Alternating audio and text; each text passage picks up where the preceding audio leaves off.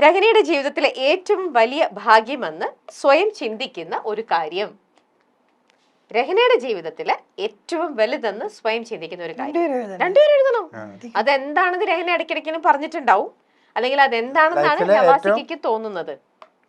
രഹനയുടെ ജീവിതത്തിലെ ഏറ്റവും വലിയ ഭാഗ്യം എന്ന് രഹന ചിന്തിക്കുന്ന ഒരു കാര്യം ഉണ്ടാവും. എന്റെ ഭാഗ്യാണ് എന്റെ ജീവിതത്തിൽ ഇങ്ങനെ സംഭവിച്ചതെന്നൊക്കെ നമ്മളിടയ്ക്ക് പറയില്ലേ, അതെന്തെന്നാണ്? നവാസിക്കിനെ കല്യാണം കഴിച്ചതാണോ? എന്താണ്? അതങ്ങ് എഴുതിക്കോളുക. രഹന എഴുതി കഴിഞ്ഞു രഹനയുടെ ഭാഗ്യം എന്താണെന്ന്.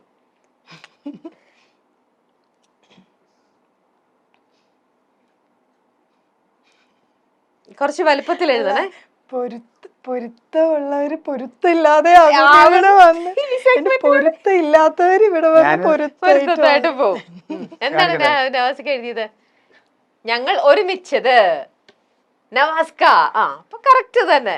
ഓ, അപ്പൊ അങ്ങനെയാണ്. ചോദിക്കട്ടെ രഹനയുടെ അടുത്ത്, നവാസ്കയുടെ അടുത്ത് ഏറ്റവും ഭയങ്കര ഹൈലൈറ്റ് ആയിട്ട് തോന്നുന്ന ഒരു 3 കാര്യങ്ങൾ എന്തൊക്കെയാ ഭയങ്കര പ്ലസ് ആയിട്ട് തോന്നണേ? നവാസ്കക്ക് ഭയങ്കര പോസിറ്റീവ് എനർജിയാണ് എപ്പോഴും. പെട്ടെന്നൊന്നും ദേഷ്യമൊന്നും വരില്ല, ഭയങ്കര കൂളാണ്. അപ്പൊ വീട്ടിലെപ്പോഴും ഒരു സമാധാനപരമായ അന്തരീക്ഷം ആഗ്രഹിക്കുന്ന ഒരാളാണ്. അപ്പൊ നിങ്ങളുടെ കൂടെ പിന്നെയും ചുണ്ടി എടുക്കുന്നത് രഹനയാണോ? അല്ല, അത് അങ്ങനെയല്ല, അത് വരാറില്ല. അപ്പൊ അതന്നെ ഞാൻ പറഞ്ഞത്. അതായത് ഞാൻ ദേഷ്യപ്പെടാതിന്റെ കാര്യം, എനിക്ക് ഒരു കാര്യം എന്റെ അടുത്തേക്ക് വരാറില്ല. കുട്ടികൾ മുഴുവൻ പോണത് എൻ്റെ അടുത്തേക്കാണല്ലോ. അതായത് അവർ ക്ലാസ് കഴിഞ്ഞ് വന്ന് പഠിപ്പിക്കുന്നത്, അവരുടെ മറ്റുള്ള സംഭവങ്ങൾ, സ്കൂളിൽ എന്തെങ്കിലും വിഷയം അത് സോൾവ് ചെയ്യണത്, അവരെന്തെങ്കിലും ആവശ്യപ്പെട്ടു എന്നെ കൊണ്ട് ഉള്ള ആവശ്യങ്ങൾ കൈകാര്യം ചെയ്യുന്നത് എല്ലാം ആ ഇരിക്കുന്ന ആള് ഓക്കെ മക്കളെ എന്ന് പറഞ്ഞിരിക്കില്ലല്ലോ.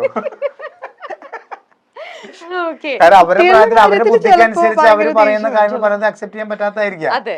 അപ്പൊ എനിക്ക് ഭയങ്കര കൂളായിട്ട്. അപ്പൊ ഇതൊന്നും ഞാൻ അറിയുന്നില്ല, ഞാൻ എന്റെ കിടന്ന് പെടേണ്ടതിന്റെ ആവശ്യം എന്താ? അപ്പൊ നവാസിക്ക അങ്ങനെ ഒരുപാട് നല്ല പോസിറ്റീവ് ആയിട്ടുള്ള കാര്യങ്ങൾ പറഞ്ഞു. ഒരു മോശമായിട്ടുള്ള ഒരു കാര്യം പറഞ്ഞ നവാസിക്കയുടെ? നവാസ്ക എല്ലാ കാര്യവും അക്സെപ്റ്റ് ചെയ്യും. പിന്നെ ആരെങ്കിലും എന്തെങ്കിലും പറഞ്ഞാൽ ഇതൊന്നും ഫീൽ ചെയ്യുന്നില്ല. ഫീൽ ചെയ്യില്ല എന്ന് പറഞ്ഞാൽ എല്ലാത്തിനെയും പോസിറ്റീവായിട്ട് കാണും, ഒരു വിഷമത്തിലേക്ക് പോകില്ല. അപ്പൊ അതെനിക്കൊരു നെഗറ്റീവായിട്ടും തോന്നാറുണ്ട്, പോസിറ്റീവായിട്ടും തോന്നാറുണ്ട്. കാര്യം ചില കാര്യങ്ങൾ നമ്മൾ വിഷമിക്കണമല്ലോ, അത് അങ്ങനെയല്ല. നല്ലതായിട്ടേ കാണുള്ളൂ. ഇനി നമ്മള് വിഷമിപ്പിക്കാന്ന് അറിയില്ല. ഓക്കെ, നേരെ തിരിച്ചു ചോദിച്ചാലോ നവാസിക്കയ്ക്ക് രഹനയുടെ എന്താ തോന്നണത്? പ്ലസും മൈനസും എന്താ? പെട്ടെന്ന് പറഞ്ഞു. നോക്കട്ടെ, രഹനയുടെ ഏറ്റവും നല്ല പ്ലസ് കാര്യം എന്താ?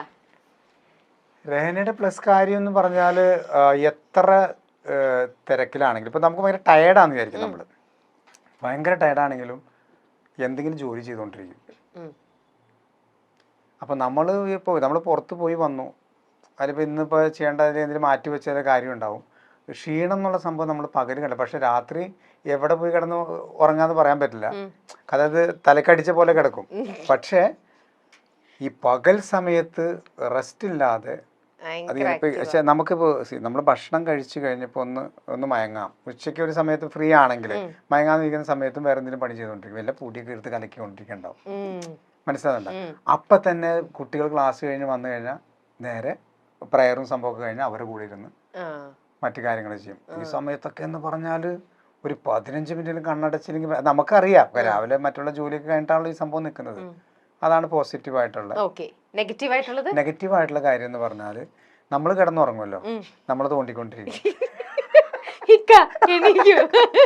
അതായത് ഞാനിങ്ങനെ അപ്പൊ എനിക്ക് ഉറക്കമത്ത് കാരണം സംസാരിക്കാൻ പറ്റില്ല, ദേഷ്യത്തിൽ അങ്ങനെ ഒന്ന് നോക്കുള്ളൂ. അതായത് മറ്റേ സംഭവം ഉണ്ടല്ല, അത് ഇതിനകത്ത് ഇത് വേറെ സാധനങ്ങൾ, അതായത് അതാണ്. എനിക്ക് ഉറക്കം ഭയങ്കര പ്രശ്നമാണ്. എന്തായാലും റെസ്റ്റ് എടുക്കില്ല.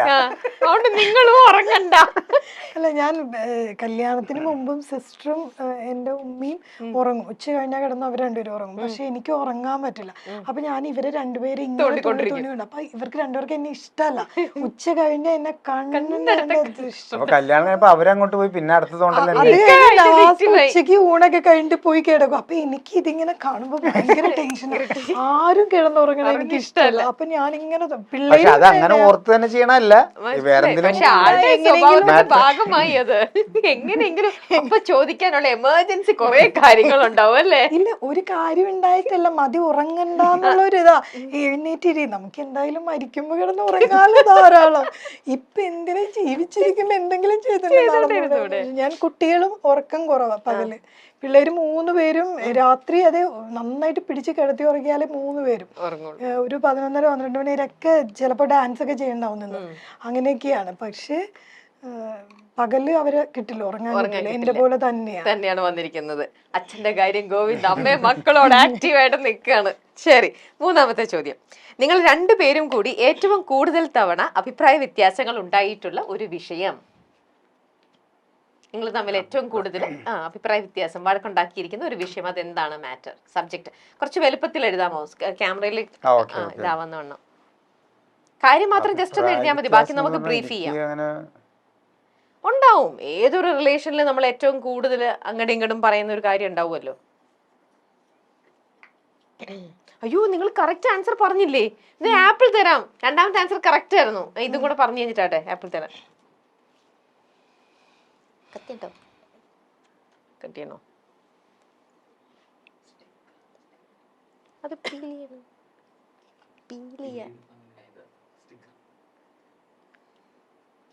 എഴുതി കഴിഞ്ഞോ?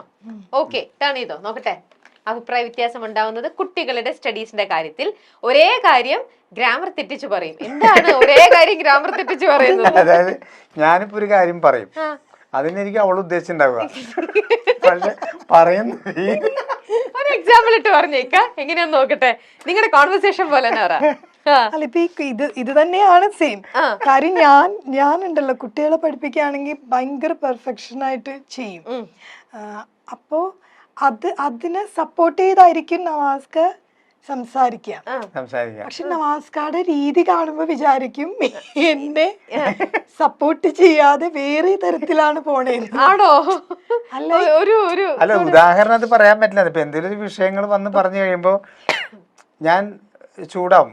ഇപ്പൊ അങ്ങനെ പിള്ളേരുടെ അടുത്ത് പോയിട്ട് അതെന്താണ് അങ്ങനെ സംഭവിച്ചതെന്ന് പറയുമ്പോ നീ അത് ശ്രദ്ധിക്കണ്ടേ എന്ന് പറഞ്ഞിട്ട്, അത് ശ്രദ്ധിക്കേണ്ടതെന്ന് പറഞ്ഞാൽ നല്ല മൈൻഡിലാണ് നമ്മൾ പറയണത്. അപ്പൊ എന്നോടൊരു കാര്യം പറഞ്ഞിട്ട് അവർ ഉപദേശിക്കാനാണല്ലോ എന്റെ അടുത്ത് പറഞ്ഞേക്കണത്. മനസ്സിലാണ്ട? അതൊക്കെ എന്റെ മനസ്സിലുണ്ടെങ്കിലും എന്റെ ടോണിൽ ചിലപ്പോ ഇത് ഗ്രാമർ മാറിയിട്ട് രഹനയ്ക്കിട്ടായിരിക്കും എനിക്ക് വരും. അപ്പൊ ഞാൻ വിചാരിക്കും അത് ശരി, അവര് ചെയ്തു വെച്ച കാര്യത്തിന് എനിക്കാണോ കംപ്ലൈന്റ്. പക്ഷെ നവാസ്ക എന്റെ അടുത്ത് വഴക്ക് പറഞ്ഞിട്ട് പറയുന്ന കാര്യം അവരെ ഇരിക്കും. പക്ഷെ കുട്ടികളൊന്നും പറയില്ല. പിള്ളേരും പറയുന്ന കേൾക്കുമ്പോ വിചാരിക്കും എന്നെ പറഞ്ഞത്. അപ്പൊ നവാസ്ക പോയി കഴിയുമ്പോ കണ്ട സമാധാനമായാലും വല്ല കാര്യം ഉണ്ടോ എന്ന് പറയും ഇവരെന്റെ അടുത്ത്. അപ്പൊ എനിക്ക് ഭയങ്കര ദേഷ്യം ഒരു കാര്യം എന്താ വെച്ചാൽ ഇത്രയും ചെയ്തു വെച്ച് അത് കഴിഞ്ഞ് ഞാൻ നവാസ്ക അടുത്ത് എന്നിട്ട് ഒരു എന്ത് പരിപാടിയെ കാണിച്ചു നവാസ്ക പറയും ഞാൻ നിന്നെ സപ്പോർട്ട് ചെയ്തല്ലേ സംസാരിച്ചേ. പക്ഷെ കുട്ടികൾക്കും എനിക്ക് മനസ്സിലായിട്ടില്ല അതൊരു അടവാണോന്നും അറിയാൻ പാടില്ല. ലാംഗ്വേജ് ഇവർക്ക് ആർക്കും ഒന്നും മനസ്സിലാവുന്നില്ല. എന്തായാലും മുമ്പത്തെ ഇത് ആൻസറും അപ്പൊ കറക്റ്റ് ആയിട്ട് തന്നെ കൊടുക്കാം. 2നും 3നും കൂടി ആയിട്ട് ഒരു ആപ്പിൾ തരാം. ഓക്കെ, ഇപ്പൊ കഴിക്കട്ടെ? ഇപ്പൊ കഴിക്കാം. കഴിച്ചോ? ആപ്പിൾ ഇഷ്ടല്ലേ? ഫ്രൂട്ട് ഇഷ്ടല്ലേ? ഇഷ്ടമാണ്. പക്ഷെ എന്നാ വെച്ച് നമുക്ക് പിന്നെ കഴിക്കാം. പിന്നെ കഴിക്കാം. ഓക്കെ.